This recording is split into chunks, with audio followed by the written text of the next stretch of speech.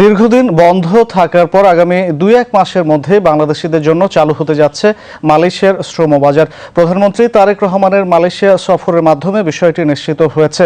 বিশ্লেষকরা বলছেন, দুই দেশের শীর্ষ পর্যায়ের আলোচনার ফলে শ্রমবাজার ও জনশক্তি রপ্তানি সহ বিভিন্ন ক্ষেত্রে ইতিবাচক অগ্রগতি হয়েছে। তবে শ্রমবাজার চালু হলে সরকারের কঠোর নজরদারি রাখতে হবে, যাতে কোনো ধরনের অসাধু চক্র ফায়দা নিতে না পারে। রিপোর্ট সুমন মাহমুদের। দীর্ঘ সময় বন্ধ থাকার পর অবশেষে চালু হতে যাচ্ছে মালয়েশিয়ার শ্রমবাজার। সম্প্রতি প্রধানমন্ত্রী তারেক রহমানের মালয়েশিয়া সফরের মধ্য দিয়ে জনশক্তি রপ্তানির এই বাজারটি চালু হতে যাচ্ছে। মালয়েশিয়ায় শ্রমবাজার নিয়ে বিগত সরকারের সময় নানা ধরনের হয়রানির অভিযোগ ছিল। তবে তারেক রহমানের নেতৃত্বাধীন বিএনপি সরকার বৈদেশিক কর্মসংস্থান সৃষ্টির লক্ষ্যে নতুন করে কাজ করে যাচ্ছে। বিগত সরকার আমল থেকে মালয়েশিয়ার শ্রমবাজারটা এই দালালদের খপ্পর পড়ে এটা বন্ধ ছিল। গত মাসে 21 তারিখে যাওয়ার পর আমরা দেখেছি মালয়েশিয়ার সরকার অত্যন্ত আন্তরিক এবং সর্বোচ্চ সম্মান আমাদের মাননীয় প্রধানমন্ত্রী তারেক রহমানকে দিয়েছেন, এবং এই শ্রম বাজার নিয়েও দুই দেশের সরকার আলোচনা করেছে এবং তখন তারা বলেছিল খুব শীঘ্রই এদের মালয়েশিয়ার শ্রম বাজারটা খুলে দিবে। এটা এর কার্যক্রম 2-1 মাসের মধ্যে এটা শুরু হয়ে যাবে। তা আমি সরকারের কাছে আহ্বান জানাবো, সরকার যেন এই দালাল এবং সুবিধাভোগীদের মাধ্যমের কারণে এটা যেন বন্ধ না হয়, এর জন্য সরকারকে কঠোরভাবে এটা মনিটরিং করতে হবে। বিশ্লেষকরা বলছেন, মালয়েশিয়ার শ্রমবাজার বাংলাদেশের রেমিটেন্স যোদ্ধাদের জন্য একটি গুরুত্বপূর্ণ বাজার। তবে বিগত সরকারের সময়ে এই বাজারটি বন্ধ হওয়ার অন্যতম কারণ ছিল অসৎ প্রক্রিয়া। বর্তমানে বাজারটি চালু হওয়া প্রয়োজন। সরকারিভাবে স্বচ্ছতার সাথে নিয়ন্ত্রণ করাও দরকার। আমাদের জনশক্তি রপ্তানির ক্ষেত্রে মালয়েশিয়া কিন্তু একটা বড় বাজার। আমাদের যে রেমিটেন্স আসে প্রতি বছর, এর একটা বড় অংশ আসে হচ্ছে মালয়েশিয়া থেকে।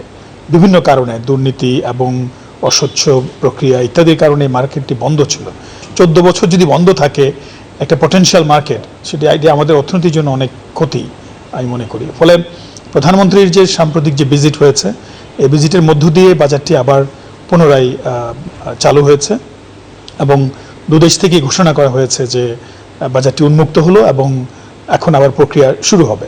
ফলে দুই দেশ মিলে যদি এই রিক্রুটিং এজেন্সিগুলোকে রিক্রুট করা হয় এবং পুরো প্রক্রিয়াটিকে যদি স্বচ্ছ করা হয়, এবং আপনি জানেন যে ডিজিটালি এটা করা সম্ভব।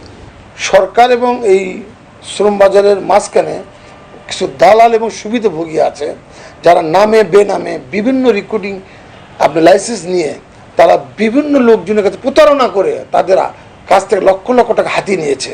তাহলে সরকারের কাছে উদ্যোক্ত আহ্বান জানাবো, সরকার যেভাবে আন্তরিকভাবে কাজ করছে ওই একইভাবে যেন এটা কঠোর হস্তে এটা যেন মনিটরিং করে, এটা কিন্তু মনিটরিং সেল থাকে। এই বিশ্লেষক আরও বলছেন, বর্তমানে যে সকল শ্রমবাজার বন্ধ রয়েছে তা চালু করার উদ্যোগ নিতে হবে, পাশাপাশি তৈরি করতে হবে দক্ষ শ্রমিক। হ্যাঁ বন্ধুরা, বাংলাদেশ থেকে মালয়েশিয়ার কলিং ভিসা খোলার ব্যাপারে বিস্তারিত বিষয় সম্পর্কে আপনারা এই ভিডিও থেকে জানতে পারছেন। বাংলাদেশ থেকে মালয়েশিয়ার কলিং ভিসা কিন্তু খুব শীঘ্রই ওপেন হচ্ছে। এটা আমাদের বাংলাদেশ গভর্নমেন্ট মূলত আনোয়ার ইব্রাহিমের সরকারের সাথে বৈঠক করার মাধ্যম দিয়েই কিন্তু এই প্রক্রিয়াটা সম্পাদন হয়েছে এবং সকল বিষয় কিন্তু অলরেডি কমপ্লিট। এখন শুধুমাত্র মালয়েশিয়া থেকে একটা আপডেটের জন্য আমাদের কিন্তু অপেক্ষা করতে হবে। এমনকি বাংলাদেশ থেকে মালয়েশিয়াতে কর্মী পাঠানোর ব্যাপারেও কিন্তু বাংলাদেশ থেকে বেশ কিছু পরিবর্তন আসছে সামনে, আমরা যে ব্যাপারটা বুঝতে পারছি। এবং বাংলাদেশ থেকে এজেন্সিদের ক্যাটাগরি ভিত্তিক, আপনার ধাপ ভিত্তিক কিন্তু কিছু গ্রুপ বা স্টেজ তৈরি করে তারপরেই কিন্তু বাংলাদেশ থেকে কর্মীগুলো পাঠানোর সিস্টেমটা বাংলাদেশ গভর্নমেন্ট তৈরি করছে, যেটা আমাদের জন্য খুবই ভালো হবে। ঠিক আছে, আমাদের প্রতারণাটা কম হবে, ভালো এজেন্সি আমরা খুঁজে পাবো এবং বাংলাদেশ থেকে কম খরচে ভালো ইনকাম করার জন্য মালয়েশিয়াতে আমরা কিন্তু ঢুকতে পারবো।